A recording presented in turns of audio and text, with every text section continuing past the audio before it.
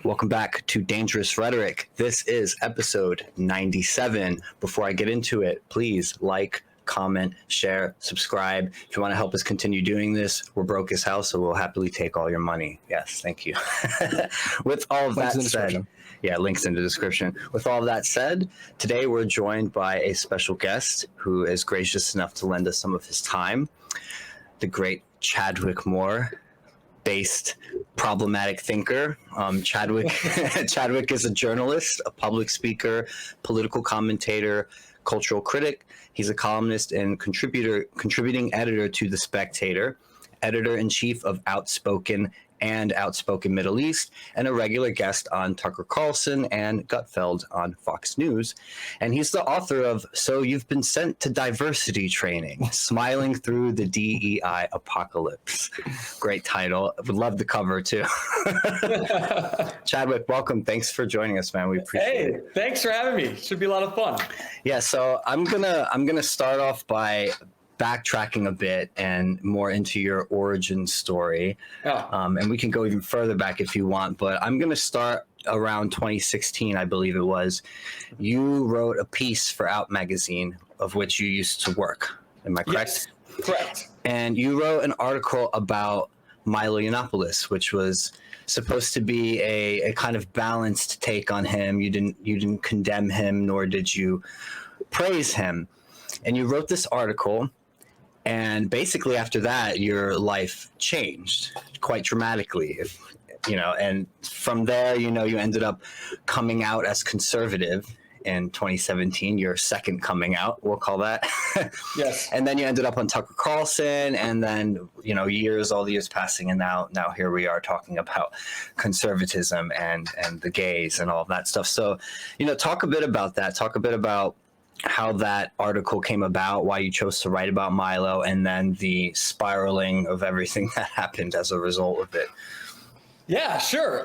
So that came about, I was editor-at-large for Out Magazine, The Advocate, which is the same company. And so I did a lot of their profiles, celebrity profiles, big features, investigative stories, things like that. Never anything political. And it wasn't my idea. I'd barely heard of Milo at the time. This was like summer of 2016. And my editor was like, do you want to write about this Milo guy? And I'm like, oh, that's like that Twinks for Trump guy or something. And I was like, yeah, sure. He's, not thinking anything political. I was just like, he's obviously a strange character, like a bizarre character in culture, a unique person. So I'm like, yeah, of course I'll profile him. And as I said, I didn't know too much about him. And then he was in London at the time. And I went to London and I spent about a month out there profiling him. And I just sort of covered him the way I would cover anyone else. I just sort of was curious about what made him tick, what his place was in culture and politics. The more I got to know him, and actually as soon as I got there during the first interview, I realized that I knew absolutely nothing about him. I was like completely unprepared for the interview because everything I was doing for my research was all like left-wing media I was reading about him. That was basically like, oh, he's just this clown, he's a troll, don't pay attention to him. And when I got there, I realized that he was not only hilarious, but whip smart. And in our conversations, he was saying things to me that I'd never heard anyone say, especially any gay person, but which I'd always privately felt or thought myself. So that was an interesting experience. And then the story came out in that September issue, right before the 2016 election. And it went, I wasn't expecting anything out of it. It was just some story. I'd already moved on and was working on other things. And it went totally viral. And then people were trying to cancel Out magazine, and they were calling me a Nazi and a racist. And I was watching all these people, friends of mine, people from the neighborhood, on social media having conversations about me. And I'm like, what the fuck is going on here? Yeah. So that was the first time I sort of found myself outside the bubble looking in, and it was a strange experience. But people were sort of, kind of died down as I expected it would. It was my first time being canceled, and nothing bad happened to me. And to my editor's credit, they stood by the story. The older people in the magazine, the older millennials and Gen Xers stood by it. The younger people, there was a petition going around to condemn it, and people who worked at the magazine were signing it. And I'm like, can you imagine doing that to your employer? I would, if you disagree, I can't even believe it. No, it's absurd. Yeah, that was that episode, and then several months went by. Donald Trump won the election, which I didn't see coming at all. I don't know politics at all. I'll just let you guys know that I'm wrong about it all the time. I just talk shit and evaluate things. I think that's what most of us do, to be honest. Well, we can admit it. They can't. Everyone's wrong all the time, but they have to pretend like they're scions of what's coming. But no, I'll admit that I'm always wrong. I was wrong about the last 3 elections. So I was wrong that Hillary wouldn't win. And I just got, I believe it was the Pussy March that happened on Inauguration Day. And I was watching the footage from that, and I was just like, can I cuss on here? I don't know if you're allowed that. Yeah, you're fine. I have a filthy mouth. I'm working on it, but it's okay. I'm from New Jersey, so I totally. Oh, thank God. Okay, I'm around good company. This is not a children's show. It is not. No. Okay, good. This is the 18 plus adults only. 18 plus experience. Excellent, good. So anyway, I'm like, these fucking people are insane, and I can't keep my mouth shut anymore about this shit. And in the meantime, everyone I worked with, I was also at the time I was freelancing for the New York Times and Playboy and a bunch of other places. Yeah. And I was watching all of my colleagues and all my bosses on social media having these meltdowns over Donald Trump, and I just sort of thought, well, if they can speak their minds. I falsely at the time had this naive view that journalists ought to be, or at least present the impression of being objective and unbiased, and I'd always kept my opinions to myself. But I saw all of this happening, and I thought, I got to say something. Just so I just want to sort of be on the record so that people don't think I'm like them, so that anyone who might happen to read my work will not think I'm one of these people just because I'm a homo who works in media and lives in Brooklyn. You know what I mean? So I wrote a piece for the New York Post and just sort of came out conservative, and it was quite an innocent piece. It wasn't like, I'm ready for the right-wing revolution. It was just sort of like, I don't hate Donald Trump, and I believe in free speech, and I think that the media lies a lot, and I think the left has gone kind of crazy, and I'm excited to see what this new president's going to do. That's sort of basically what it was about. And that was like a bridge way too far. I got fired from all my jobs. Wow. I lost all my friends. I'm still not allowed in the gay bars in my neighborhood. Wow. And that is my origin story as of 2016. So even some of your closest friends at the time, right? They went cold on you. They ghosted you. Because I read this. Oh, yeah. I read the article, for the New York Post, and then I saw the original interview you did on Tucker where you talked a bit about that. But like, what was that like? We have a bit of experience in that area as well.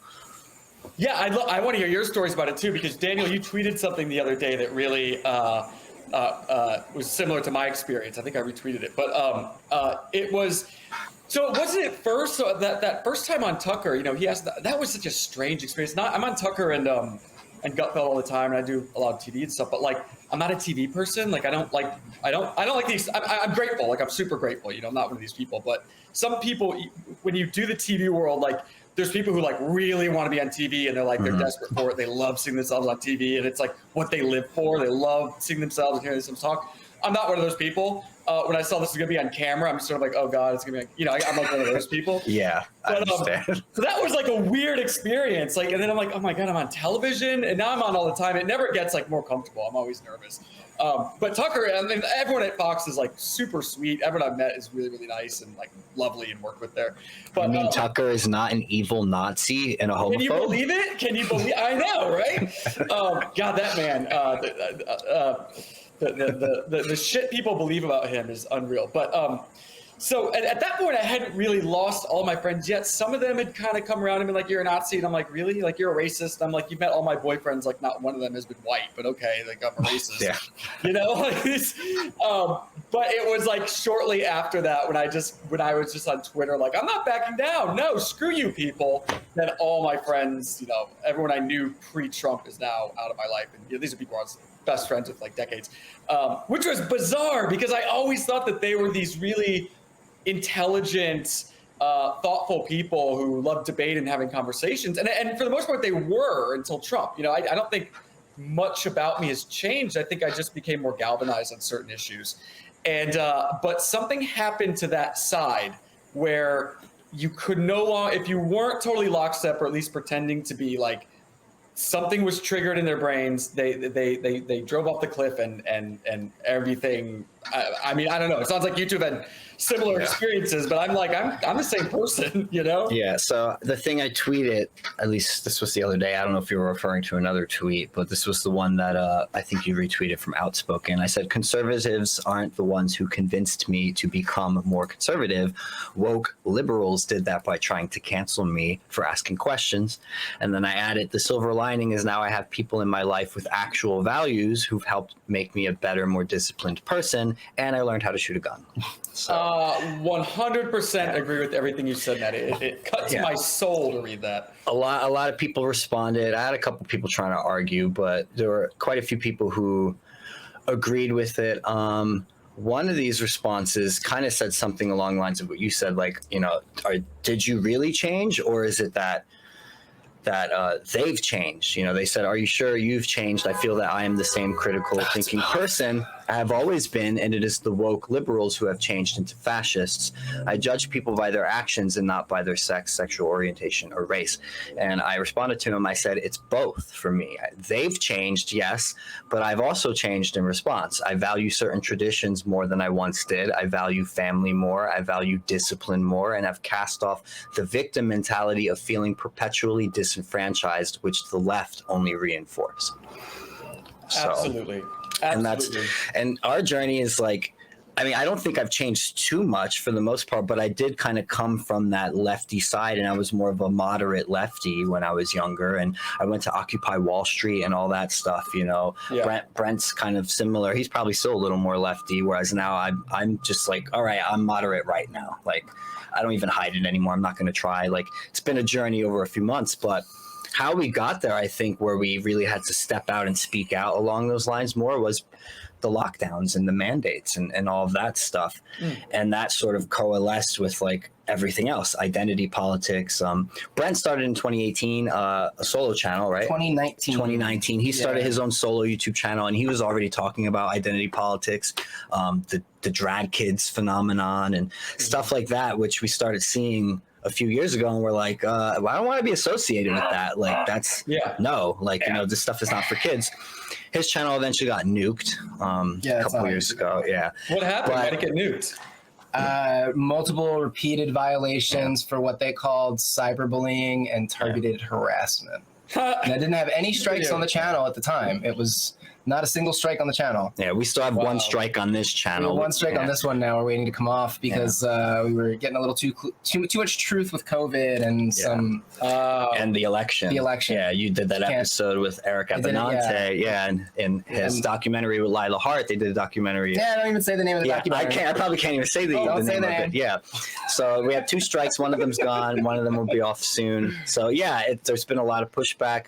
Shadow ban, all that crap. If you look at our back catalog of stuff, I had to delete a bunch of our old episodes because we were concerned they were going to nuke the whole channel. So we were like, let's try to save the channel. So all our old stuff is on Rumble and Odyssey, but not on YouTube. Yeah, this is so. Wait, how does this? So that's YouTube, but isn't everyone who's decent and good and wonderful moving to Rumble anyway? Or we're on Rumble. We're back everything. We're on both right now. It's still YouTube is still the place to get the audience for live streaming, and if you want to monetize, really, unless you are a super big, famous type person, you're not going to get the following on Rumble. Some people can. Some people are making Rumble happen. There's a lot of new Rumble exclusives too. I just heard Don Jr. I think is going Rumble exclusive. He's starting a podcast and locals, and they did like a big deal. The short version of our journey, lockdowns happened.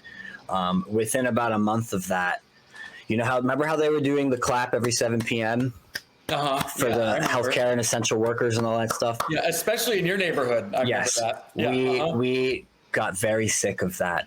It went on for months. It went on for a while, and after about a month of that shit, we were on the roof with a megaphone, yelling back at them, like, what the hell are we doing? Yeah. We're shooting ourselves in the foot. We're borrowing from ourselves in the future, handing all this money out. We're destroying the economy, open everything up. We had a couple people yelling back at us from the roofs. We had both of it. We had some people yelling in agreement. Yes. We had a lot of people that were not telling me to shut up and all this stuff. Blah, blah. No, I'm not going to shut up. If you can make noise, I'm going to come up here and make some noise too. And you're going to have to listen the way I have to listen. Bitches. We don't give a fuck. So that was the first start of it, where we're just like, screw it. But even before that, we were already posting about this stuff. We were very open from the beginning. And even when it came to like the shot mandates and all that stuff, we're like, watch, that's going to happen. They're going to mandate that shit. And we were right. Fast forward a bit, by the end of the year of 2020, we had decided we were going to do this show. That was already a thought.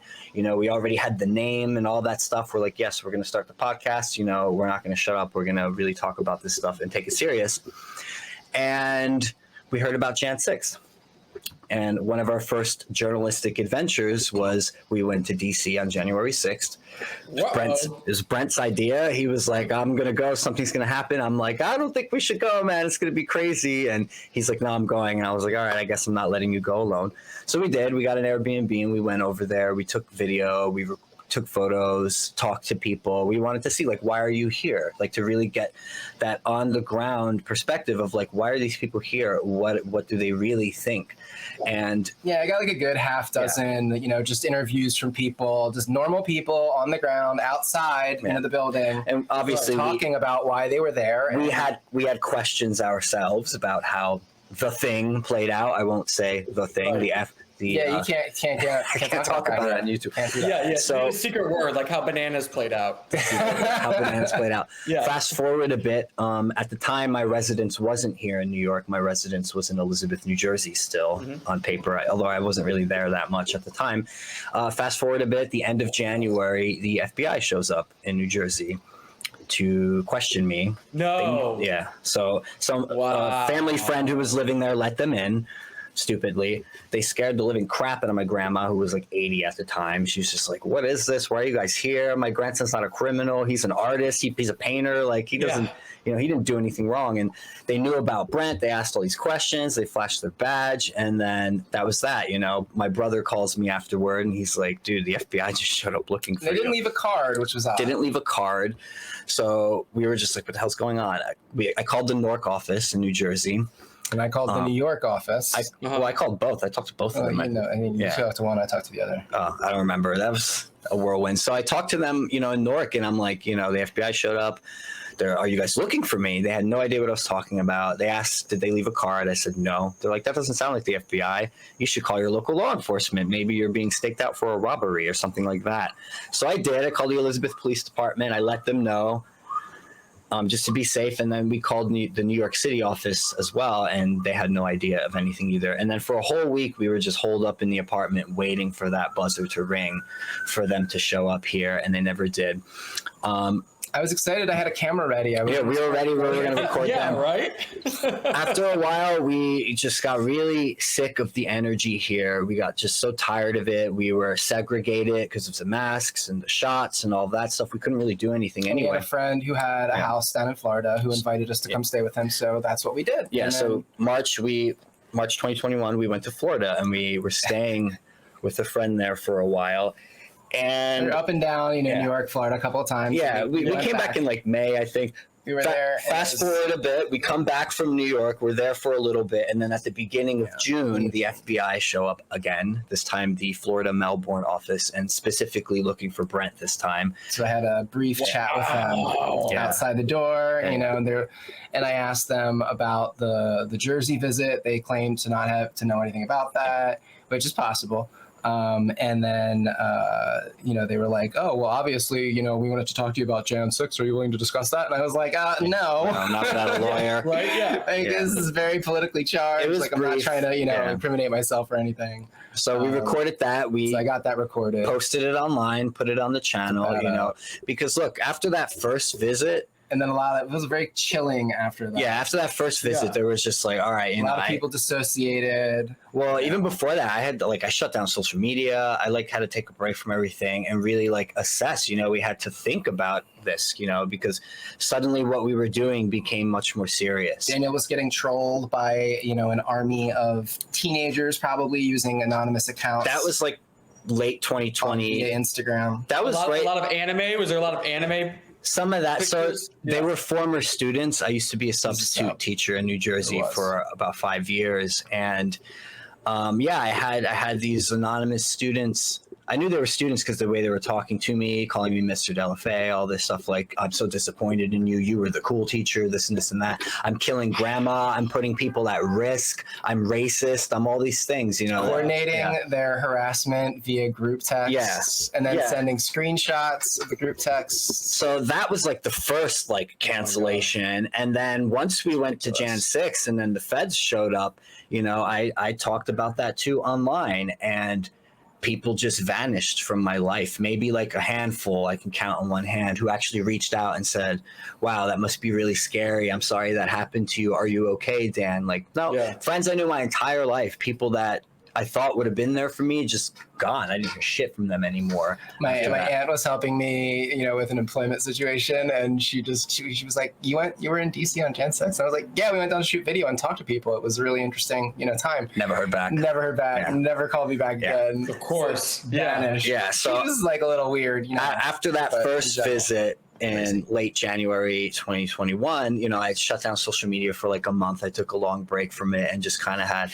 we had to assess, like, are we going to keep doing this, you know, or do we just go back to the quiet life? Because like the saying that we kept thinking of is, you know, you knock on the devil's door, sometimes the devil answers. Yeah. And that's kind of what happened. It's like suddenly what we were doing became very real and serious. It's like once you have the feds at your door, it's like, all right, you're doing something that has caught people's attention.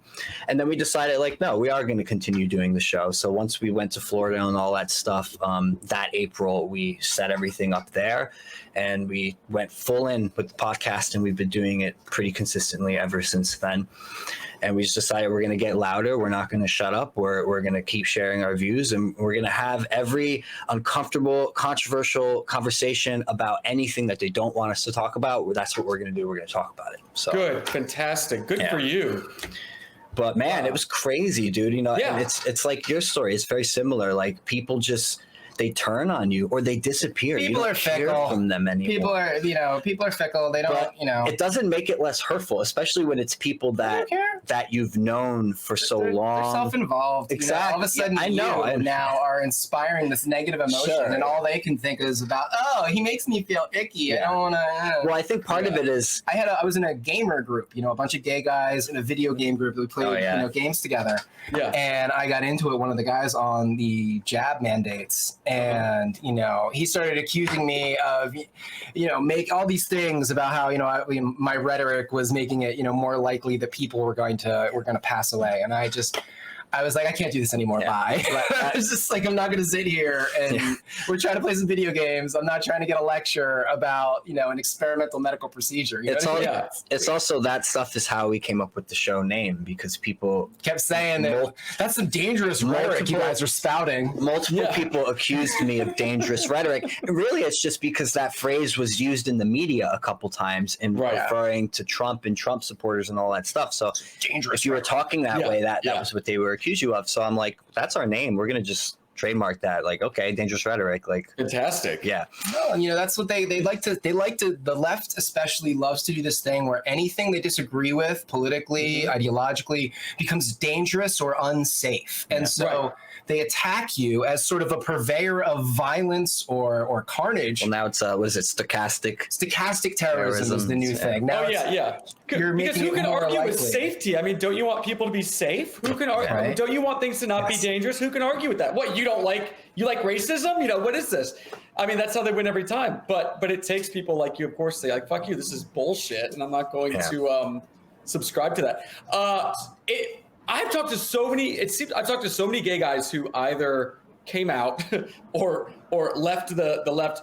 It was either 2016 or lockdowns. Those were like the two big moments. I met so many recently that were like, it was lockdowns for me. And I was like, I had no idea that was as big of a moment, because I was already losing my mind. No, it was a huge moment, man. Especially the mandates, the shot mandates. Like that's like, dude, we're in New York City. This is supposed to be like, you know, Statue of Liberty. Like this is supposed to be the center of freedom and liberty and American. Or just, you know, do whatever the fuck you want as long as you don't get in the other person's way. Everybody's fine. We all get along. Whatever. You do you. I do me. And now all of a sudden it's all about, you know, oh, you need to do things to protect me. Like what? Where did that? Like, how is that New York at all? Wasn't that the most incredible thing? But we're, as you said, we think New York is this place of absolute individual liberty. You know, it's founded on the Dutch free market system, and it's what separates us from like Boston, for example, where everyone wants to control what you do. We're like, no, in New York, it's to live and let live your life. And then this came along, and so many of us realized how many of our neighbors are absolute fucking fascists. Yeah, authoritarians. I had no idea I lived among so many authoritarians. And what do you think when you still see people wearing masks around? I'm like, what do you think's like the psychology behind that? It's sad. I think to me, it's just, I think some people were broken.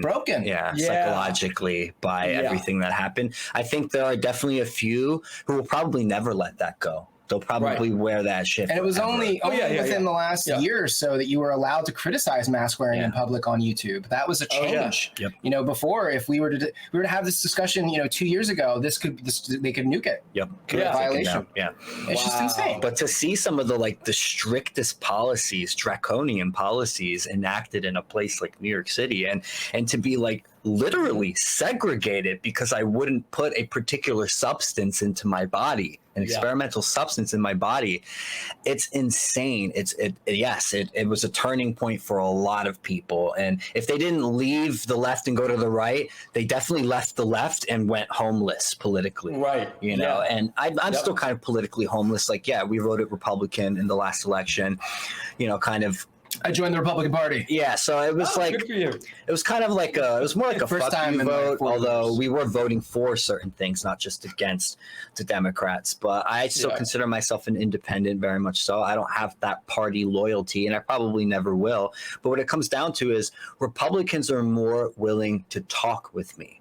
They're more willing to have discussions. I can hold a few liberal views around them, and they're not going to tell me to go away and fuck off, or I don't want to talk with you. Yes. You don't find that on the other side anymore. Nope. They refuse. So right. They don't want to be seen to be associating with you. It becomes a moral. They morally indict you based on. They call it platforming. They need to deplatform you by talking to you. That's like in their head, they're somehow supporting you in some way. So they just can't even do that at all. And isn't it so fascinating that they paint the right as a bunch of rubes and inbred rednecks and Christian fanaticists, and yet as someone who didn't necessarily believe that, because I grew up in the South, I've known Republicans, conservatives my whole life, but when you're on the right, you realize like all the interesting conversations are happening on this side.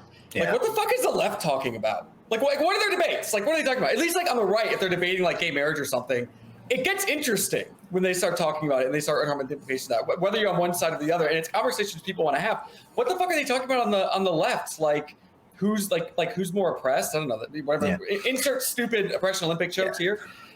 It's like it's so fascinating. And I had something else to say, but I forgot. Go ahead. I think you. No, but the oppression Olympics is basically the majority of their conversation. But also, Boy, can you imagine if that was your life and your friends and the news? It sounds Or they debate reparations. That's one I saw. Apparently, what's the amount?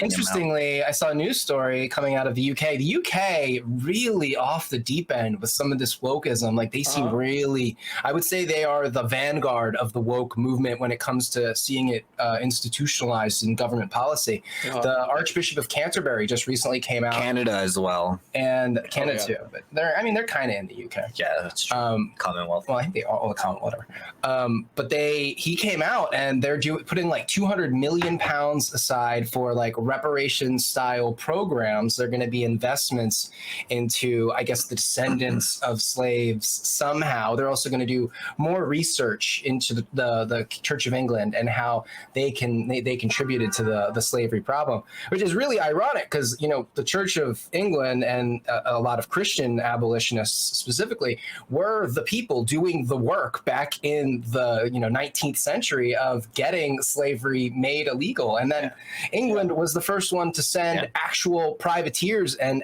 official vessels to go and stop the slave ships. So it's like all this history is just like... Douglas Murray talked about that on, I forgot what episode it was, but he has a series out now called Uncanceled History.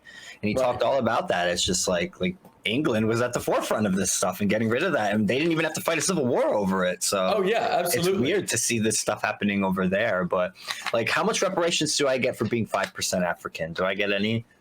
I don't know. Can you prove that you were a descendant of an American slave? I would have to trace some things back, but I can show them a DNA test. I don't think that counts. Doesn't count. Well, Yeah, that counts. Obama and Harris aren't getting shit because neither one of them are slave descended blacks.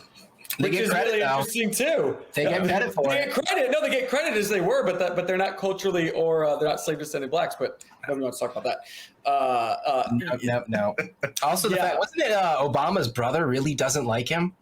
Malik Obama is hilarious. Yeah. Fascinating subject. Like, Interesting. I stumbled onto that rabbit hole on Twitter once, and I was like, "Wait, Malik Obama?" I was like, "Is his brother?" And his brother hates him. And I'm like reading some of the stuff that his brother has said about. He was a big Obama. Trump supporter, the brother. Interesting. Yeah, All like Trump should get 2020. Oh my god, if we get Malik Obama on the show, Obama on the show. ridiculous, and just sit here and make fun of Brock. Yeah, so totally. funny.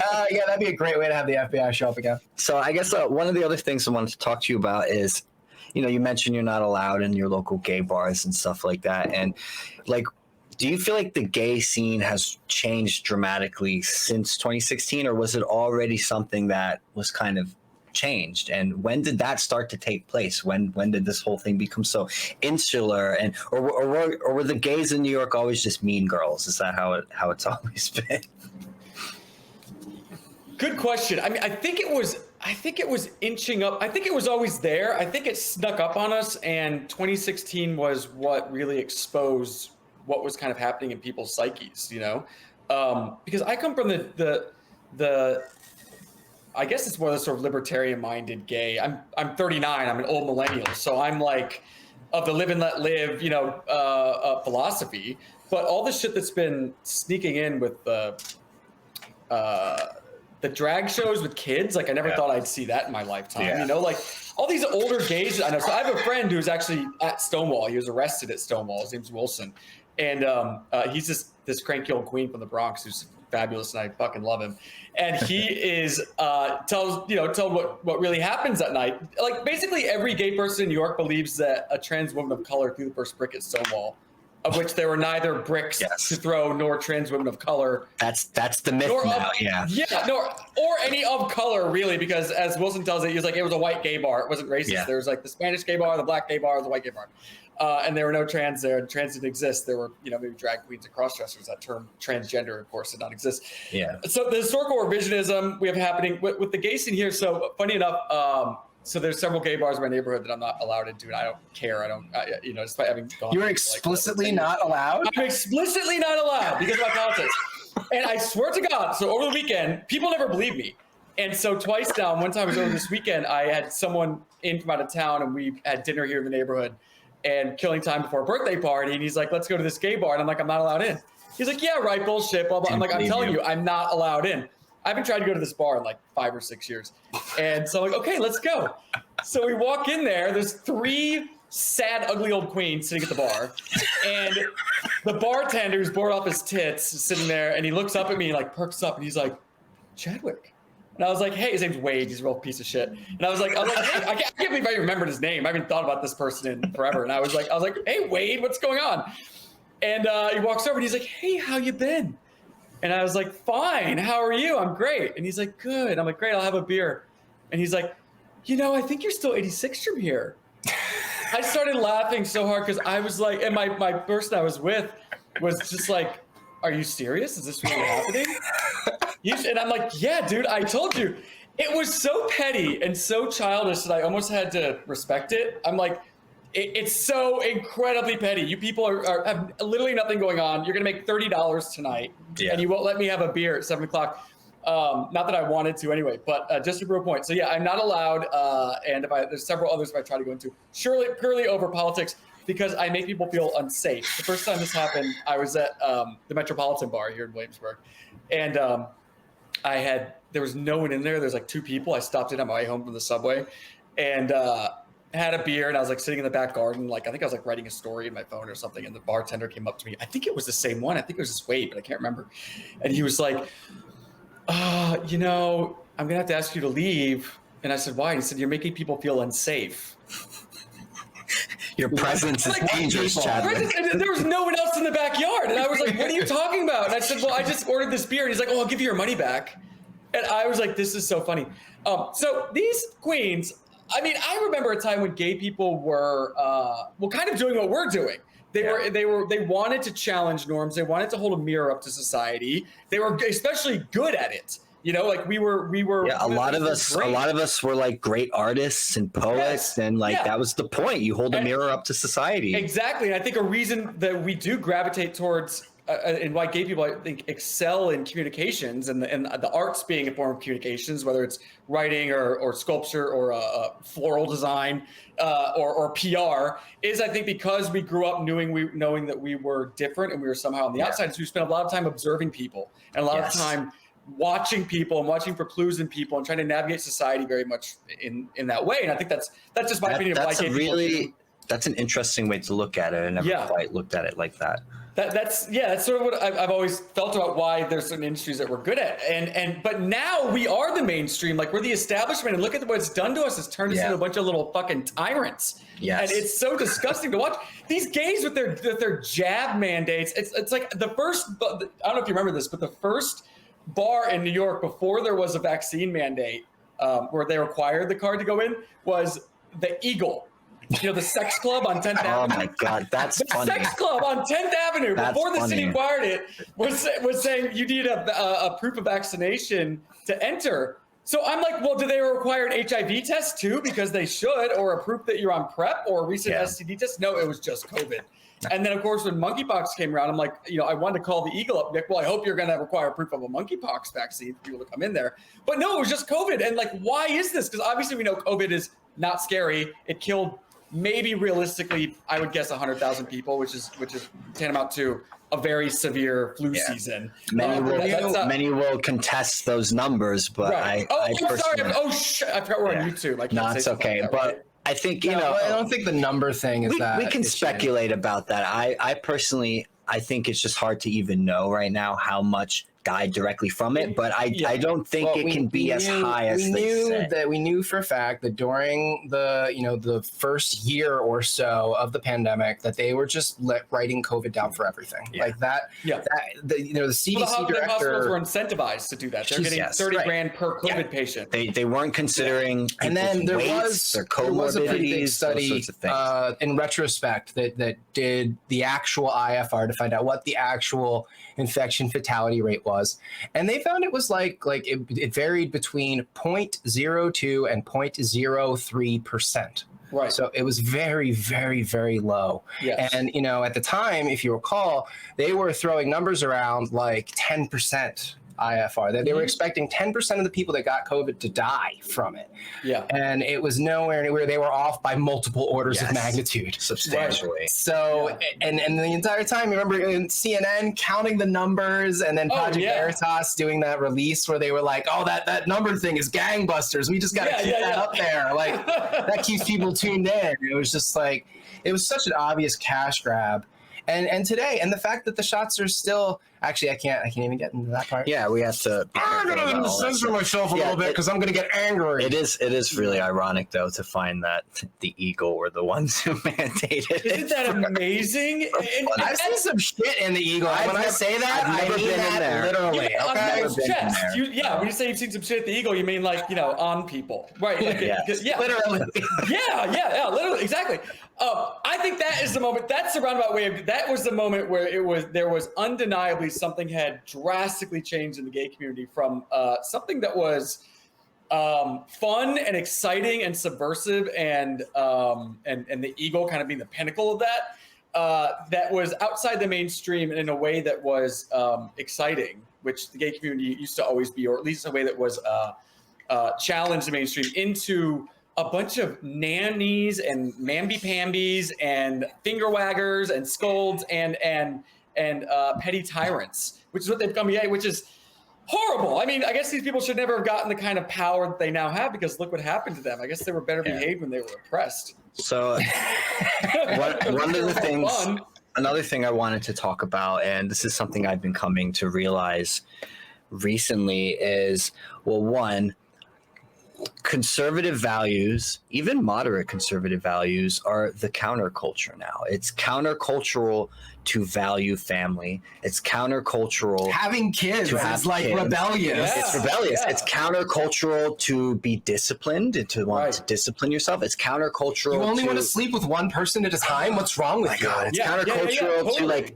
take responsibility for yourself, to not blame everyone else for your life. Working being out shitty. is now white supremacy. Yeah, working out is white supremacy. Yeah. So one of the things I'm coming to realize, and it's that I think gay men will actually benefit more from taking on some conservative values. And I'm not saying like, oh, like go into the heteronormative society and try to be like all the straight people. That's not what I'm saying. But maybe we should emulate a little bit more of those values. I think it would be better for us as people, as individuals, but also for society as a whole. I don't think there's anything wrong with that. You know, maybe stop being slutty.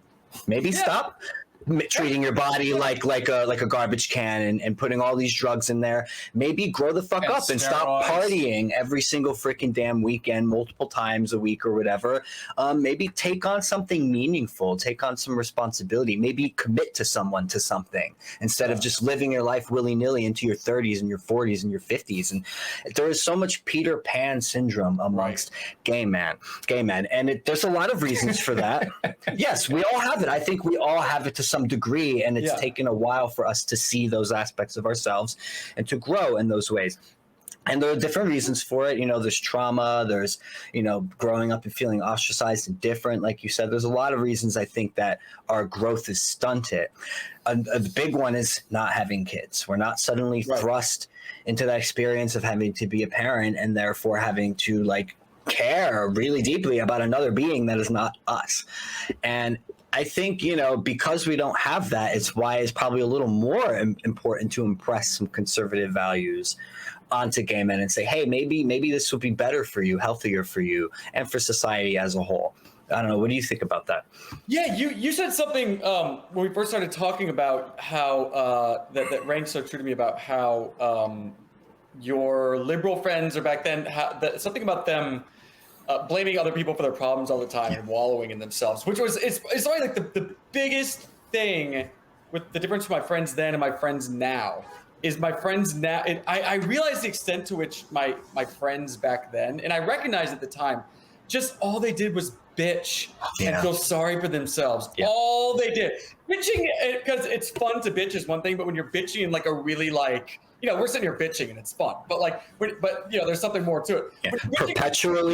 Perpetually disenfranchised. That's the mentality, the victim mentality, where you feel like everything's against you. Your life sucks only because of all of these outside forces. And I'm not saying there aren't outside forces that have nothing to do with our circumstances. Obviously, there are all like the lockdowns, the mandates. Those are all outside forces. Well, those certainly made me feel like victimized. But I'm not going to walk around and pretend to be this perpetual victim. And I think gay men and minorities in general, like we're taught by the left that that's how we're supposed to view ourselves, that we need to be coddled, that we need our hand held in order to get anywhere in America and society as a whole. And I don't think that's healthy for us. I think, you know, we need more Jordan Petersons. Sorry, I'm going to say it. We need people who are going to look at us and say, well, no, maybe you're not good the way you are. Maybe you could be better. You know, maybe there's all these things wrong with you and you're lying to yourself about all these things and you're not maximizing your potential and you're not perfect the way you are. Fix yourself, clean your damn room, pick up a burden and lift it, you know? Instead, we're told like whine, cry, blame. And it's like, where the hell does that get anyone? Because I will tell you from personal experience, that's not what got me anywhere in life. It was when I started to go away from that mentality that my life started to change and my mentality started to change. We need a gay conservative role model like Jordan Peterson. I propose George Santos. George Santos. He's in trouble, girl. Have you seen the latest on him? Did he lie about being the first person to get COVID or something? Was that no, there's some campaign finance. Oh, well, see, that might be the bad. Apparently, his books were really sloppy. And a couple of people left his campaign over the fact that they were sloppy. So she's going to be getting investigated because I don't think anybody's happy with her. I hope she doesn't resign. I don't think she will. Hilarious. I think it's great because I think Congress is a joke anyway. So I think it's fucking hilarious. Why not have him there? Did you see this little? Did you see this evil little twink that's his assistant? I don't know if he's evil or not. Check out my Twitter because I just posted a video. There's this monster that is his assistant who is so terrifying. I'm obsessed with this person. I just saw it today. Oh, I saw him too on the video when she was at the yeah. When some reporters elevator. I'm like, this kid is absolutely terrifying. Is there a video of it? Yeah, you got to see this guy. Can we play that? Or they can? Yeah, it's no, not a copyright strike, we right? can play it. Hold on, let me pull it over here. Okay, look at this kid. This guy. He's like a little Shih Tzu. This guy. Look at him. He's like, excuse me, we need personal space. Personal space. Thank you. Personal space. Look at that kid. Isn't he terrifying? He's a monster. I'm obsessed with him. I'm totally obsessed with him. He looks so soft. I want to write a profile of that guy. Let's watch it without sound. Yeah, who is he? Who is he? And the fact that he's working for George Santos now, like he voluntarily, shamelessly went into that role. That man is going places. I'm telling you. That's his houseboy. That's his houseboy. Yeah. Definitely I want him his to work for houseboy. me. Oh my god. I want him to work for me. Who called him his Shih Tzu? You want that little Pomeranian? Look, did you see the look? Look at him. Pomeranian. Oh my God. Pomeranian going after reporters for you. Wouldn't you love that? Personal space. So personal good. space. I don't know. It's just he looks really soft though, and this is another thing that I've noticed. I feel like so many gay men. And I'm not saying there aren't gay men who are more naturally effeminate. I know there are, that's just how they are. I think a lot of them take on that affectation to fit into that general community because they're afraid of being looked at as attempting to be straight or being heteronormative just embracing that they are men, that they can be masculine. And it used to not be that way. I know like the gay scene and like the pre Stonewall, gay men could be masculine, and they'll argue like that's because they had to hide more and they were in the closet. But I think I think there's a fear of that now amongst the woke types. Like even if they might naturally be that way, I think a lot of them are putting on this affectation of Yas Queen and all of that. I put it on. I don't know. He does. Yes, I don't really do that. I don't really do that. I mean, I have my other effeminate traits. I'm neurotic and I'm a poet and a painter and all that mushy shit. But I'm still a man, and I don't think there's anything wrong with being gay and being masculine and trying to, just embrace your masculinity and not run away from that. And so many gay men, man, they're soft. They're just future's female. And I think it's why they've become this sort of like these nanny type people that you're talking about, finger wagging and all this shit. It's funny because in my professional life, I've been a nanny. Like, don't rock the boat. Don't question this because it's all about people's feelings. You don't want to hurt people's feelings. It's like, no, we need people to stand up and to speak out and to channel that masculine energy. The fact that we don't have that is how shit has gone in the direction that it's gone in now. Like, imagine if more men stood up and actually channeled that energy. Like, the lockdowns would have never happened. The mask mandates would have never happened. They would have said, I'm not wearing this fucking shit. Yeah. And that's another thing too. Like, I knew more gay men who were standing up against that stuff, based gay men. Yeah. Than like straight guys in my life. And straight guys in society. Where the hell were the heterosexual men? Like, remember Gays Over COVID?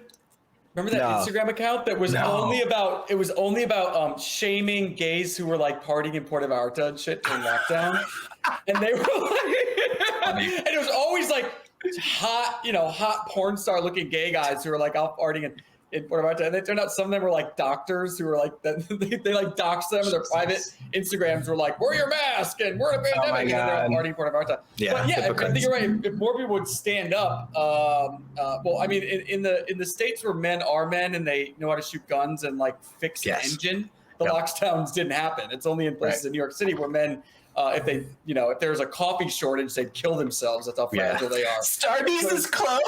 What? and if it did happen, it was very brief. Like Florida, they locked down for like a couple months, but like by September they were open already and everything was going back to normal. And I think that is a huge part of it. Is like, well, honestly, I think the Second Amendment is a huge part of it. Like, look at places like Canada. you know, that doesn't have that type of protection. And look at Australia. Oh my God, how freaking tyrannical did it become over there? And their people are disarmed. So I think, you know, even if they can still convince enough people in the way that they did in America and scare them into that compliant behavior, the one preventative thing that really stopped the government from pushing it just a little too far the way China would have, you know, has done, and the way Australia did, is that the people are armed. You know, it's a huge factor. It's one of the reasons that the Second Amendment exists. Like, the government saw a meme. I don't know if it's true, but I saw a meme that there's like 400 some million guns in America held by the citizens, which is more guns than all of the militaries and the rest of the planet combined has. That's like, that can't be right. I hope that's true. That's fantastic. I think it is 400 million guns or something. I think that. Well, that sounds right. There's 300 some million of us, and a lot of the people that have guns tend to have more than one. They got a lot of guns. Yeah. Well, we're gonna make friends with some of them.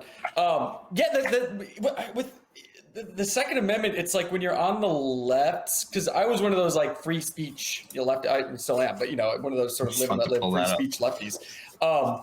But you don't think about why the right likes the Second Amendment so much. What's this? Your ancestors? It reminded me of your comment about like not having your favorite coffee and stuff like that. This is New Yorkers, you know. This is how totally. But I was looking at these memes like last night, and they were just cracking. That's the wrong. They were just cracking me up. Like this one, your ancestors who hunted woolly mammoths with their bare hands, looking down on you for complaining about how your Uber Eats order always takes so long. Your ancestors who conquered continents at the age of 15, watching you take Zyn, Adderall, coffee, and Xanax just to get out of bed and do the dishes. So it's like you're still smoking blueberry vape. So it's just it's beautiful. That's when your ancestors who worship their respected cows for centuries, watching you blame their farts for destroying the environment. But it's like, this is the coddle culture, man, and it's like and the gays have become like the stormtroopers for it in a way. Like, they're the ones enforcing it. Like the Be Nice program. Enough of that shit, man. Be mean. But be nice. Or at least be honest. And even if it sounds mean, be honest. They're afraid to even be honest. Like, we're as a society, we're just so conflict avoidant, where we see, you know, intellectual combat or disagreement as a prelude to physical violence. And so people can't handle, you know, having tense discussions about important issues like abortion or you know, God or you know, the nature of homosexuality. So there are actually interesting biological reasons for that, and I learned this stuff from Robert Sapolski. I don't know if you guys have ever heard of him. He's a primatologist. He studies monkeys, and I used to like watch some of his lectures. The guy does the monkey dance? Yes, he has the big beard, like, and the really long hair with the glasses. He just looks so professor. And you know, he talked about the brain chemistry and how our brain chemistry is the same in many ways to these primates, and that when we are criticized or someone disagrees with us, those same areas of the brain that activate when you're under attack activate. So people do like physically, literally, neurologically, they do feel like that they are being attacked in some way, and their defense mechanisms go up, so they respond in the same way. And it's the same when we're like watching a TV show. He talks about, like, or you're watching a movie and you see, you know, someone being like hurt, or a character that you care about is like in pain or whatever. And it's like, we feel that pain and our brain is reacting to that as if it's real, when we know that what we're watching is a movie and it's fiction and it's not real. Simulated. So it's a very interesting thing about humans. That what you were saying earlier with the like gay men being, you know, effeminate, you think they're more effeminate now. I think it makes a lot of sense I think there's a difference between, you know, kind of like in group, the way you talk with your friends or whatever. You can be with your gay friends and talk like a silly fag and like, can I not say the That's fine. No, that's legitimate. That's fine. Okay. You got permission. You're like, I had to do research. I had to do research on whether or not you could say fag on YouTube. And as long as you are gay and are using it in a self-censorial, sort of like, just fabulous. All right. That's fine. You can like talk like, with your friends, like talk like a silly fag, and it's fun and whatever and silly. But I think there's a general with gay people. I think gay people and the Black community as well have like the pressure for in-group homogeny, especially where it comes to behavior and yeah. I think the gay people are so scared of being canceled. They see what happens to people like us. They're so terrified. They sacrifice so much because they feel like they won't get dick. They feel like their social life will be over. They feel like they won't get laid. And so they do so much to conform. If one of those things means like sissing it up so people don't think they're trying too hard to be too masculine, or downplaying their accomplishments, or not I don't know, any number of things you can The irony, though, is do that because the pressure is there. The irony, though, is they all want that masculine guy. They do. Yeah, of course. They all want to bang a Republican. I mean, they're like, why are all the Village people like conservative stereotypes, like the cop and the cowboy and the construction worker? Yeah. Those are there's no porn where some you don't watch a porn with like a non-binary railing another non-binary. Nobody's ever had a sex fantasy about a non-binary. I'm sorry, it's never happened.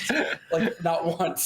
So I think this kind of ties back into what I was saying earlier. And it's like, look, maybe you're going to lose a lot of opportunity to get dick. Sure, if you spoke out and you actually showed your true self and you shared your true opinions and you didn't put on this facade and this and that, or employment or whatever. But maybe it goes back to what I was saying earlier. Maybe you should just stop chasing dick around. Maybe find one good man and see if you could commit to one good man.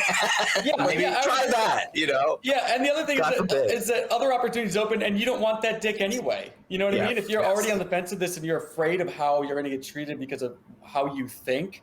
Why? And that same goes with employment. If you're afraid you don't get a job because of how you think, why the hell would you want to work there? Yeah. Why would you want to work with that person? Why would you want to share your body with this person if you can't even like show who you really are as a person? And it goes to show, I mean, they objectify people and they separate sex in that way where it's not an important sacred thing anymore. It's just a sport. It's transactional. And I think it makes it easy for them to do that, to not care if the other person really truly sees who they are as another person. Doesn't matter. They'll share their body with them anyway. And it's just, we need to change that mentality. I think that's not good for anyone, gay or straight. Yeah. The level at which, like, when I was like on Grindr and those apps, so I'm not anymore, but when I was on that, like, the number of like 21-year-olds that had like open relationships blew my mind, because when I was 21, it was like, oh my God, no, I need that one man, and if I had a boyfriend, the thought of him being with someone else, still to this day, like, drives me absolutely insane. Like, I can't believe these kids, like this younger generation that's just like, oh yeah, I'm into like fisting and I have 4 boyfriends. And I'm like, oh my Lord.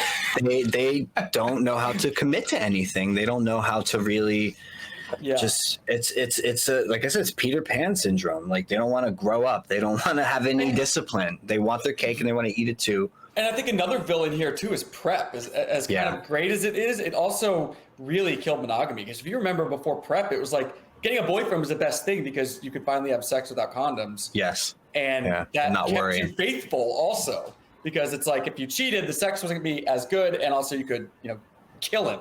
So I think that I've written about that before in The Spectator, about how that really killed where gay relationships were heading in a monogamous direction, especially because of AIDS. I know a lot of people from the AIDS generation that were like, we got together during AIDS and we've been together ever since, and we're monogamous for so long because of it. You just couldn't do anything else. But this younger generation, I don't know. Monogamy is not even like a question for them. It's a little. So they're actually, their behavior is actually a little more similar to the behavior of the pre-gay liberation and pre-AIDS community, where that the sexual liberation side and after AIDS, free love and all that, but after the AIDS crisis, that very much changed because it had to, like you said. And then now that's tapered off. There's still an HIV epidemic that's still spreading around, but because we have the medicine now and you can survive with AIDS and all of that stuff, that started to taper it off. And then now you have PrEP, so now it's just like anything goes. And this is definitely in line with the lefty mentality as well. It's all about dissolving boundaries. And this is why we're seeing that being pushed to the next level, where it's like we have drag kids now and we're taking kids to drag shows, and it's just like, because it's all inclusive, we're just going to keep expanding that umbrella and include everyone into it. And it's just like, you need some boundaries. They exist for a reason. And this is why I think we got to push a little bit more toward the conservative side to conserve some of those boundaries. They don't have to be super rigid, but they should be there. You can't just eliminate them in general. I just don't understand why can't we just agree that no gay kids at gay events or drag shows? No kids. Yeah, no kids. It should just be, gay events are for adults only, and that should just be normal. And if they want to sneak in when they get close to being 18 and they get a fake ID, whatever. That's on them. But that's what I did. They have like drag con where like these kids like come from all over and they get all and it's too much. It's too much. It drives me up a wall. Yeah, and why not make a kid, if you're a kid that wants to throw on a dress and makeup and be silly and play around, great. Do it around the house. All kids do it. Don't turn it into like, oh, well, you must be trans now or you're this or that. I mean, don't put it on the internet. Don't put it on the internet. Do not bring these kids to drag shows. You think we could agree on the simplest thing? Don't mutilate children and don't dance around them with fake tits at a drag show. You think we could agree with that, but we can't, because there's such a tiny, tiny little element of the left, which are anyone who pushes for that is sick. They're a pedophile. They're a groomer. Something's not right if you're pushing for that. But then you have the rest of the community that just won't stand up to them. But I guarantee the vast majority of gay men, even here in New York City, absolutely agree with those two basic parameters. They will never say anything. They won't say it. They won't say it. They're too afraid. Yeah, right. I think you're correct about that. I think more of them than we realize that something has gone too far with the trans ideology, but they can't say anything because that pink blue stripe or whatever is on the flag now, and we got to just accept it and deal with it. And they threw the first brick at Stonewall. And on that note, the Declaration of Independence. So you mentioned your friend who was at Stonewall, and I forgot earlier because I was going to mention it before, but we had Fred Sargent on the show. I don't know if yeah. So we had a conversation with him and we spoke with him, and that was one of the main things we talked about, is how these people have hijacked the history and are rewriting the Stonewall gay liberation history. And that is now the new narrative. Yes, that it was at the forefront were the trans Marsha P. Johnson. Marsha P. Johnson. She was right there. No. From my hometown, by the way, from Elizabeth, New Jersey. Marsha she was not there. Born there, and then she was not. By her own admission, she was not. By her own admission, yeah. Granted, I mean, Marsha may have been. We have a state park named after her in Williamsburg now. It's crazy. And Marsha was someone who was turning tricks and like. Fred Sargent have a park now. No, Fred Sargent doesn't get a park. Fred. Yeah. And it's like, one of the things too I realized a little later is like, Marsha probably did have gender dysphoria along those lines. And I saw recently, I listened to a little audio clip. It was Marsha and another trans, I think it was not trans, but cross-dresser at the time. Yeah. And they were already taking hormones and that sort of thing.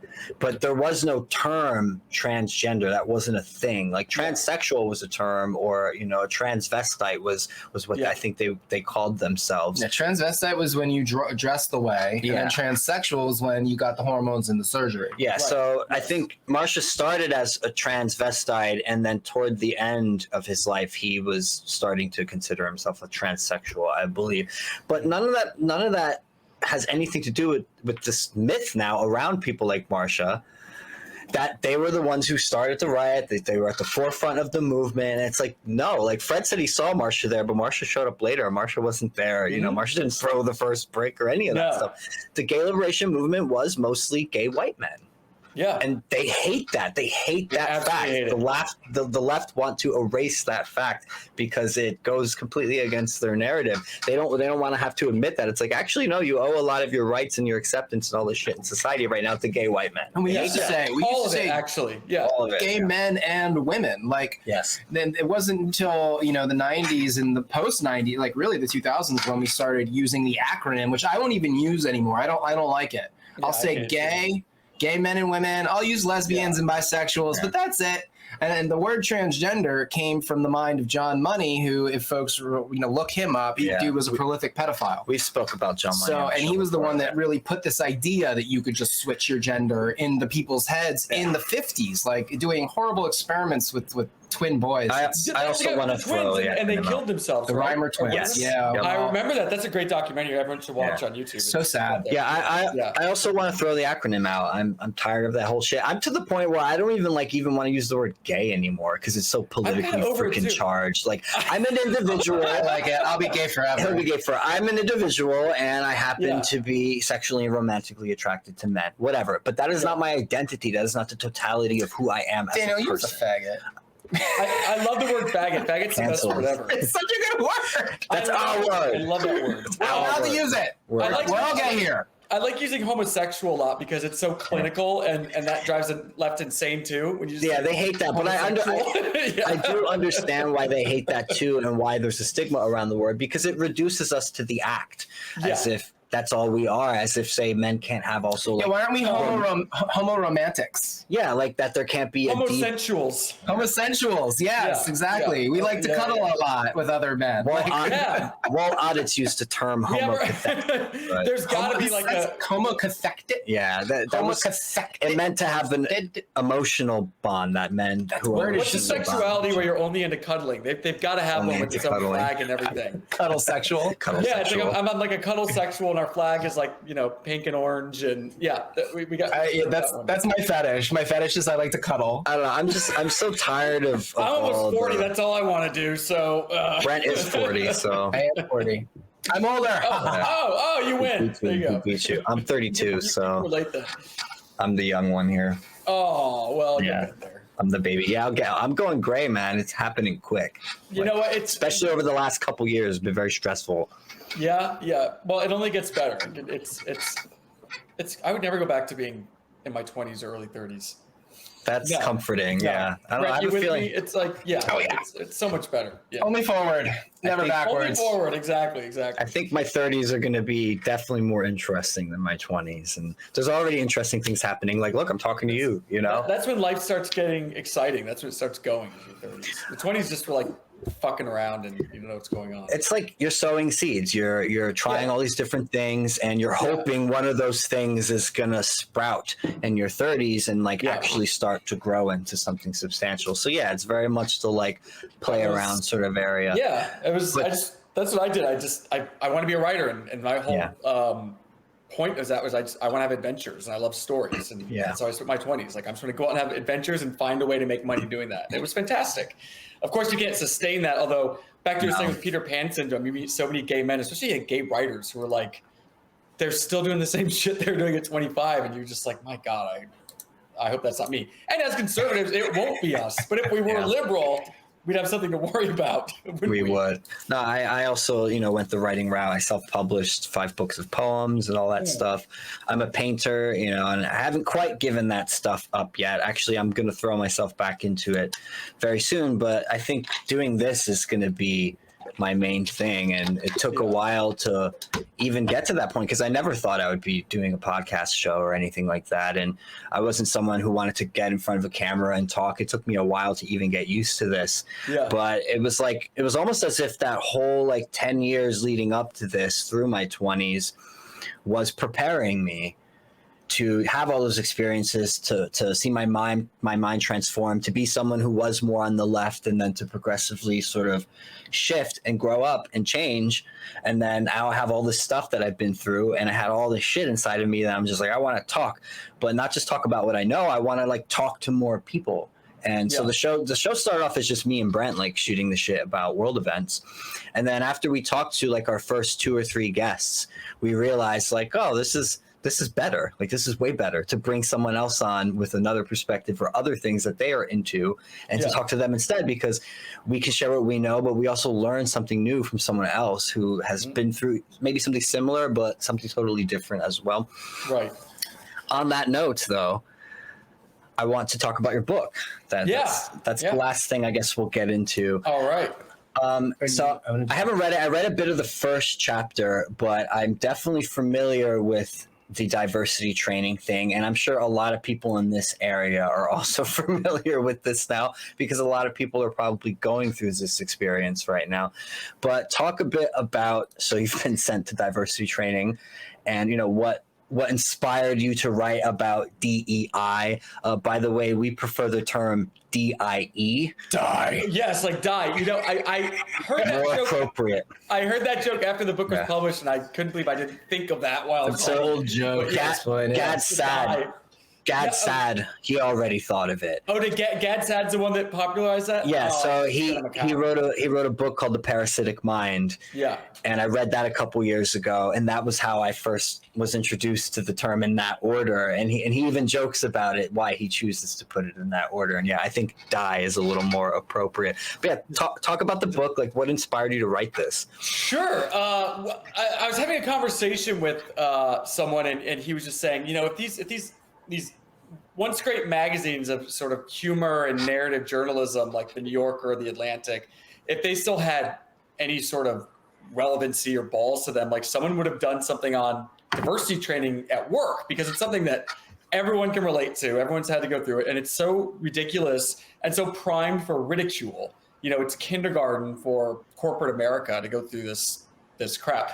And I was like, well, I write for one of those magazines, The Spectator, so I'm going to do that. And then the more I started thinking about it, I thought, well, I think this is a book. I really want to go more in on this and really have a journey, if you will, into DEI, which is what I did. So it's like actual reporting. I went out and I spoke to, dozens of people from all across the economy, from police officers to guys on oil rigs to retail sales floor workers, secretaries, IT managers.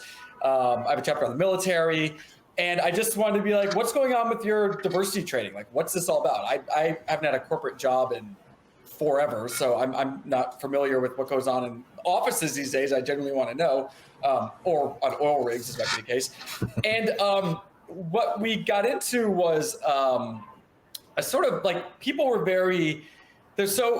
I think everyone in society, everyone is so anesthetized to this bullshit that comes at us from all directions, that people were just sort of like, I don't really know why you're interested in this. I don't think it's that interesting, but okay, here, I'll tell you what I remember. Here, I'll send you some materials we had. And the more they started talking, the more they either became very incensed about what they went through, or more just amused and remembering things that were said, and remembering things that they were taught. So I just want to document this, and I want to just kind of get an everyman's perspective on, like, what do you do for a living, and how does this impact your job, and what do you think of it? So of course, everyone I spoke to is under the condition of anonymity. I've had to use pseudonyms with that, because everyone was, of course, they get fired. And, of course, naturally. But I just want to get like an everyman's perspective on diversity training, and then also have a lot of fun with it. So I just sort of go in and profile some of the biggest diversity parasites out there. People like Remex Kendi. Yeah. Which that isn't even his real name. His name's like Rogers or something. Roger. That's a slave name. Kendi is his wife's name. He took his wife's name because it sounded more African. Or something. Exactly. Yeah. The guy's a total grifter. And then there's what's her name, the white fragility author. Oh my God, why is her name slipping my mind? Slipping my mind. Angela. Why I just wrote a book on her. He's just wrote a book. I can't remember it. Robin D'Angelo. Yeah. She's a white. I didn't know she was white until I read white lady. Yep. Yeah, she's sort of the supreme white guilt. Have you heard about her dinner parties that she throws? No. Oh God, her and I think it's Nina Turner throw dinner parties where they have these like rich, like white Californian women everything that they're doing wrong. Oh yes, yep. They charge like a TV show about it. Yeah, tens of thousands of dollars for these dinner parties. Isn't that incredible? It's so much money. I know. These people make a killing. So we went into that, and we had a lot of fun. It's a quick read. It's, I hope, a humorous read, because I like to laugh, and I believe in the power of mockery and ridicule. Because the left is so primed for it, and they're so sensitive to it too. Of course, because they're used to being the ones who use comedy as a weapon, and now they become so absurd, and they're such shrewds and prudes. They can't meme. They can't meme. This says everything. They still cannot meme this many years later because they've lost their sense of humor. They're no longer, their whole identity is washing away because they realize that they're the man. They're no longer avant-garde. They're no longer funny and interesting. And, back in, my day when I was a liberal, like that is a part of a huge identity, especially here in North Brooklyn, where it's like, they're supposed to be the coolest kids on the block. Now you're a bunch of fucking Pfizer salesmen, go screw yourselves. So we have a lot of fun and make fun of them. So that's sort of the book in a nutshell. The more serious and scary things I think are happening in the military, and corporate America is just, it's corporate America. There's many different reasons I write about and why this is happening and who's behind it and all that stuff. But that's about it. What was like the most eye-opening revelation that you had from your experiences going through some of the diversity training programs? Like, what was the craziest thing you saw too? Ooh, good question. I should really be prepared to answer that question, shouldn't I? Sorry, no, totally. I think, as I said before, the military stuff was really interesting because I talked to several people that were the extent to which the Biden administration has and they used January 6th, back to what we were talking about before, as an impetus to have a national stand down across the entire Department of Defense to do anti-extremism training. And this also was the same with the NYPD, where basically all extremism now that they're hunting for within both the military and the NYPD is this like white nationalist terrorism. And so just hearing about the materials they're being taught, and this is something that does not exist in the U.S. military at any measurable degree, or in society at all, by any large measurable degree. The military is sort of, as I wrote in the book, the military is not only the place where diversity training started in the 1960s, it started as a response to the civil rights era. Basically, the government wanted to make sure that there was going to be cohesion within units as they integrated, and they want to make sure that news about civil rights wasn't going to affect soldiers. They tried all these really bizarre experiments with soldiers that ended up being a total disaster and ended up making people even more racist, and so they stopped it.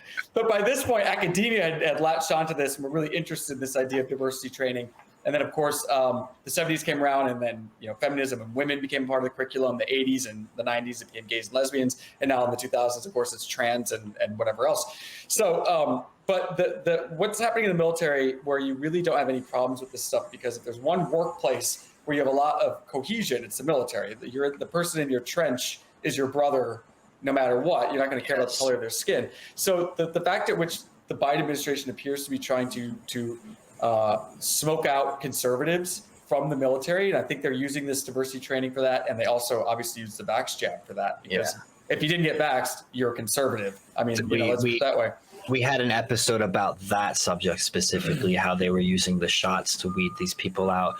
That was our first episode of last year, actually. It was about a year ago, actually. From now, we talked to Colonel Rob Maness. I don't know if you're familiar with him. Oh yeah. Yeah. He's got his own show. He's a big conservative guy. I think his generations of his family were in the military. All his sons were in the military, and it's the first time ever he's telling people not to go into the military. Yeah. And so we had a nice long conversation with him about the jab mandates and how that's being used in this way. To they were purging. They purged a lot of Trump people too. Yeah. I had a couple of personal stories, friends of friends who were in the military who worked very closely with the White House. I think there was one guy who was working under Kamala, who worked under Pence. There was some other guys who did a lot of the sort of internet security stuff for the president and the vice president's office. And they purged a lot of them and smacked them with gag orders so they couldn't talk about it. They had a lot, some of them had their electronics seized, and they were, accused of, all these like high crimes, which is, as a honorable member of the military, this is the last thing that any of these guys wants to have, thrown on them. Yeah. And it was all coming down from the Biden administration. They really wanted to purge everyone who was anybody who was very close to Trump or Trump people that worked with them directly. They wanted to make sure that they were not in place when Biden came around. And I was told that Kamala's trip that got delayed, she had some trip a while ago where she was supposed to go overseas, I think to Japan or somewhere, and it got like canceled or delayed. And that had something to do with the fact that they didn't have the personnel to secure her electronic communications because they had fired the previous people. And so they kind of shot themselves in the foot. Yeah. Stupid. Yeah. And all this stuff, it's not just in the US. Look at what's happening in Canada. Look what's happening to Jordan Peterson right now. Now his clinical license is being threatened unless he goes to mandatory social media retraining, indoctrination camp. That's insane. They can literally strip you of your psychological clinical license if you don't go to this training, your licensure, your credentials, on how you're supposed to conduct yourself on your personal social media account. Like, it's insane that we're in this place right now. But he was correct, love the guy or hate the guy. And I know people have a lot of criticisms of him. I'm personally still a fan. Although there are certain things where I'm just like, come on, Peterson, why'd you take the shot? Like, come on, bro. You knew that they weren't going to stop this stuff. Oh, maybe they'll leave me alone. No, they're not going to leave you alone, bro. Of course not. They're not. Of course not. Yeah. It's like, so it's just like, but he was correct. Everything he started saying in 2016, around the same time that you had your awakening and cancellation and stuff. That was when he stood up to the Bill C-16 stuff and said, I'm not going to be compelled to speak a certain way with your freaking pronouns and shit. And then that I think was one of the turning points in the culture war. I think it was what not only launched him into the public eye, but I think it launched the conversation as a whole into the public eye in a way that it wasn't being looked at before or discussed before. And all the things he was saying, especially on that first Joe Rogan interview that he appeared on, I rewatched that in 2020, I remember. And it was prophetic. I'm like, oh my God, he was so right. He was so spot on about all the things he said would play out. Yeah. And look at where we are right now. It's just accurate. Right. Accurate. Yeah. Do we want to talk about this real quick? Because we can end on that. I want to, and also he's gay, so it kind of. It's relevant. So this was your recent article, right? So maybe talk a bit about this. We couldn't read it. It's behind a paywall. We can just talk about it. It's fine. We can discuss it, and you can tell us, what's going on. I also really like the title, Mayor Pete's Planes, Trains, and Automobiles. Well, thank you. Yeah. Mayor Pete's my favorite punching bag. I really hope he runs for president. Such an easy target. Oh, my God. Yeah. And he's sort of that, he is very conservative in the sense of how he presents himself, and so here's the thing: right-wing gays hate him because of who he is, and left-wing gays hate him because he's too heteronormative white. Right. You know what I mean? Yeah. So he's really stuck in the middle. And who does like Mayor Pete? It's five sad fat wannabe fag hags in Indiana. That makes me feel. He's not a fun gay. He's I feel a little bad for him now. I'm like, damn. Sorry, bro. I don't, because he sucks. Because he sucks. He has power, and he's a diversity hire. Yes. So one thing I mentioned that article is the decadence of this administration and the members of this administration, like Mayor Pete, or that radioactive drag queen who's stealing luggage, which is so decadent. It's that's your kink. And you make $200,000 a year, or there's Admiral Levine who parades around in a military uniform that she didn't earn. Yeah, and is now advocating to put children on puberty blockers and all this stuff. Yeah, down to Mayor Pete, who's sitting here bridges are racist and roads are racist. Meanwhile, every airport, every plane in the country was grounded this morning for several hours because of a computer glitch that he doesn't have. He has no idea what's going on. He's probably never heard of the system. My favorite thing that I learned that I wrote about in the, and this is so symbolic of everything happening in this administration and of the left, really, but this sort of final days of Rome that it feels like the Democrat Party behaves in. They're these sort of aloof aristocrats just sort of like bounding around while everything around them is crumbling. But so accurate. Yeah. And so what happened this morning, the reason why all the flights were grounded for the first time since 9/11 was it's called the North notification NOTAM, the NOTAM system, which stands for the Notification to Airmen. It's people, Chadwick. Air people. Listen to this. I know. Listen to this though. So it sends a notification to airmen, and it's this system that alerts every single pilot in the country about hazards and conditions and et cetera, whatever. So that there's an outage in the Newtown system, which is why all the planes were grounded this morning. So last year, almost exactly 1 year ago, the FAA under Pete Buttigieg preoccupied their time with changing NOTAM, the notification to airmen, to the notification to air mission, because it was not gender inclusive airmen. Of course. It's so perfect. This is how they're spending their time. Meanwhile, it didn't occur to them to, like, I don't know, check if they needed to back it up or something. Yeah. Check if it works. Yes. So I think it's a perfect story about why this happened today and these people's priorities, which are so skewed, but they don't even care. No one cares. They're just, because they virtue that they're such good people and they care so much about others, and they do things like fight discrimination in an acronym that no one probably knew. Yeah. Anyway, no one's gonna care if their planes are grounded. And the other things don't even cross their mind. It's just they don't even think about it. And this reminds me of something we talked about on our last episode with Kyle Seraphin, who's a FBI whistleblower, who came forward to Project Veritas and all of that. And one of the things we talked about was the Twitter files and the fact that the FBI used their power to involve themselves in Twitter in this way, to censor information, to take certain people down. And not just the FBI and not just Twitter. Yes, DOA. This is Twitter files. Yeah, that's Radar. Yeah, that's radar. So it's like one of the things we talked about, we talked about Eliza Blue and how strongly she's been trying to get child sexual abuse material removed from Twitter and to catch predators and all this stuff. Yeah. And, Kyle was saying, he's like, what's worse than the fact that they may have been like, maybe they were covering all this stuff up and stuff or trying to deliberately not go after that stuff.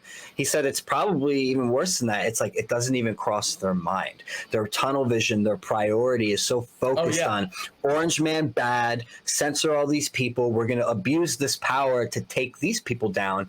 And it doesn't even cross their mind that they could have went through the back door in that way to Twitter and used that power in a good way, to get rid of this child sexual abuse material and to catch predators and all that stuff. Didn't even cross their mind. Their priorities weren't even there. Yeah. Isn't that amazing? That amazing? And it just says a lot about where we are right now as a country. And, he thinks the FBI should be dissolved. He thinks the institution's name is just it's just stained now to the point where there's no point in even continuing it. Well, we're going to see what, this new little church committee 2.0 with Jim Jordan in the House Judiciary Committee. They're going to be able to see all the January 6th files, everything classified. Didn't all the Democrats vote against that? Well, of course they did. Every single one. Yeah, but I mean, it doesn't matter anymore now because they are the minority. Tulsi would have been the only one if she was still in there to vote for it. Probably. But she left politics because she's smart. And I don't blame her. Left the party entirely. Yep. Which I registered as a Democrat in, 2019? She was running in 2020, I think. Yeah, so I registered as a Democrat just so I could vote in the primary for her. Oh, nice. And then I registered back to, when we came back from Florida, I re-registered as a Republican. She was the last decent one. Yeah, she was the last one that I liked. She was the only one, and I have criticisms of her too, but she was the only one left who was not perfect. Who was willing to talk to the other side. She was willing to go on Fox. She was willing to have conversations with conservatives and Republicans and to try to called out the corruption of Hillary Clinton and Kamala Harris. Called out corruption on her own Single-handedly destroyed her presidential bid. Kamala, but it's just like, it's crazy that there was only one, and then that one that was left, even she was just like, fuck this, I'm out, I can't be a part of this anymore. Yep. Amazing. Yeah. So, where do you think all of this is heading, man? Do you think things are going to swing back the other way? And I guess another question I have is, do you think things will swing back in like a worse way, perhaps, for people like us, like backlash against this LGBT woke shit, blurring the lines with children and all that stuff, because that is one of the things I think that worries people like us. And I'm not saying we're speaking out just to think, oh well, they're gonna pick us and maybe we'll avoid it, and they won't Pick me. They won't come for us. It's no, we're speaking out because we legitimately. They love that insult. They love to call us that. pick me gays. Yes, they like to say we're only saying these things because we hope the conservatives or the right-wing extremists will spare us when the backlash happens.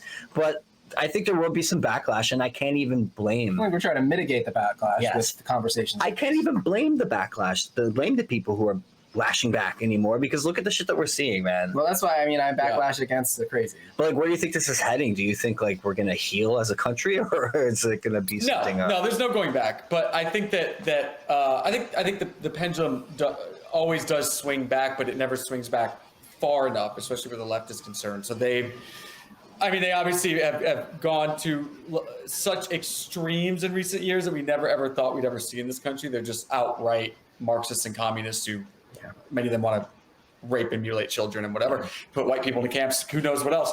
But I don't think it. I think there is I think we are right now going through a bit of correction, and I've always been cautious of praising Elon Musk too much because but so far what he is doing seems really great and in our favor. I mean, I don't feel so afraid to speak anymore ever since he's sort of taken a stand against so many evil forces. Not that I ever was afraid to speak, but there's always things like, oh, I shouldn't say this on Twitter or whatever. Now I'm like, fuck it. But yeah, so we are seeing, if we had a few more of them, that would be nice. But the left is they've calmed down a lot, as we knew they would if they won the election, because one, they see how shitty their leadership is and how horrible things are, so they can't really say much. The backs up is interesting because I would love to know what's going on in so many of their minds when it comes to the vaccines and COVID, and if they are having vaccine regret, if they're having regret of how they treated people who weren't vaccinated, if they're having regret about such blindly following the government and Fauci and Pfizer and all that. I don't know if they are. I mean, I would like to know how many are. Maybe that'll make them bring them back to the human side a little bit, but who knows? As I said, I really don't know that much. I don't know anything about politics, so I'm wrong about everything. So if I predict that it's going to get normal again, then that means I'll see you guys in the camps later.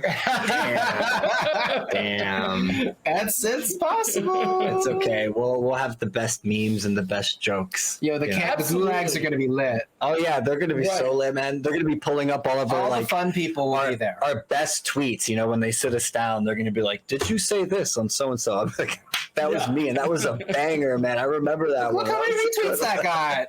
Yeah, right. Oh God, Chadwick, thanks for coming and talking to us, man. We appreciate you sharing your time with us like this, and your insight, and being brave in the way you are, and speaking out and being yourself, because a lot of gay men are extremely terrified to talk about any of this stuff. Well, they're a bunch of pussies, and thank you guys for having me on. It's been a lot of fun. Maybe we can grab a drink together sometime. Yes, absolutely. Do that. Yes. Definitely. When you're in the neighborhood, let us know. We would love to do that. It'd be fun to hang out and shoot the shit, and maybe we can go get kicked out of some bars or something when they see your face. Let's do it. Bring your MAGA hat. Let's do it. I have an I Like America shirt. That'll get some love. Yeah, wear your I Like America shirt. Y'all can find Chadwick on Twitter at Chadwick_Moore, Moore. His new book is So you've been sent to diversity training. Sorry, my eyes are terrible. I can't wear glasses. And you can just go to chadwickmore.com and you'll find all his links to his articles and all the good things and all that stuff. Go follow Chadwick. Go support his work. And like, comment, share, subscribe, donate. Give us money. We love you. Give us money. Give them money. Stay safe. We'll be back again soon. All right, later. Bye-bye.